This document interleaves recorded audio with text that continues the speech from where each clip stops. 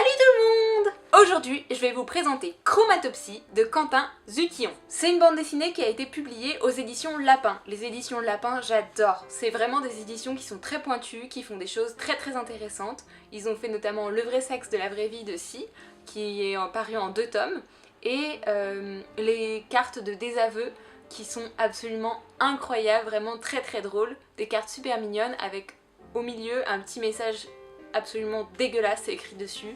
Par exemple, t'as été adopté, t'es vraiment qu'un connard, tu seras vite remplacé par quelqu'un de plus compétent, enfin que des gentillesses. Aujourd'hui je m'intéresse à Chromatopsie de Quentin Zutillon, plus connu sous le pseudonyme Monsieur Q, mais visiblement il a laissé tomber son pseudo. C'est une bande dessinée très marquante sur le rapport au corps et à la sexualité, sur l'érotisation du corps, sur la manière dont on se perçoit, dont on est perçu par la société en fonction de notre genre, de notre IMC, de notre morphologie, de notre sexualité, de notre orientation sexuelle.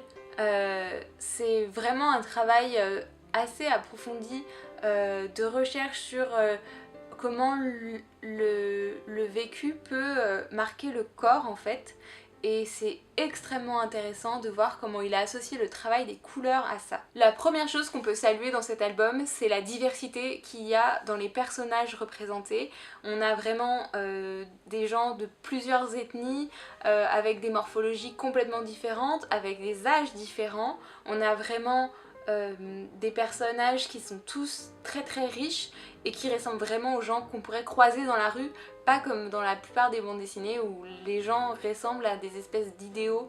Et là vraiment on a quelque chose où on a vraiment l'impression de voir notre voisin de voyage de RER ou notre voisin de bus ou de tram ou je sais pas quel transport en commun vous prenez à côté de soi dans cette bande dessinée, donc c'est ce qui la rend marquante et très intéressant. Il nous pousse à nous interroger sur le rapport au corps, sur le rapport au corps des autres, mais aussi sur notre rapport à notre corps à nous, et du coup c'est très intéressant parce qu'on se retrouve dans une espèce d'empathie pour le corps des autres qui donne un œil complètement différent à la manière dont on peut aborder notre corps et le rapport au corps des autres. J'ai aussi trouvé incroyable que juste avec quelques petites touches de couleur, il arrive à nous faire ressentir une véritable émotion et à nous faire retraverser des émotions marquantes qu'on a tous sûrement déjà vécues une fois dans nos vies, mais avec juste ces touches, il arrive à vraiment nous faire traverser des émotions qui sont vraiment très subtiles, comme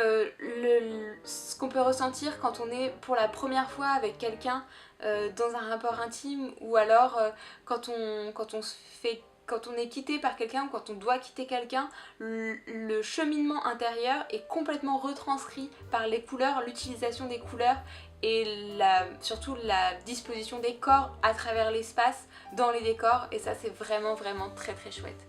On est donc dans un ouvrage assez poétique et je vous recommande vraiment de le lire. Je vous recommande de manière générale de lire toutes les publications des éditions Lapin bien entendu, mais celle-ci en particulier. N'hésitez pas à suivre Monsieur Q sur les réseaux sociaux, à suivre aussi les éditions Lapin et leurs publications, mais aussi à nous soutenir sur Facebook, Instagram, Twitter et YouTube. Abonnez-vous, soutenez-nous en commentaire ou faites tourner notre vidéo. Ciao!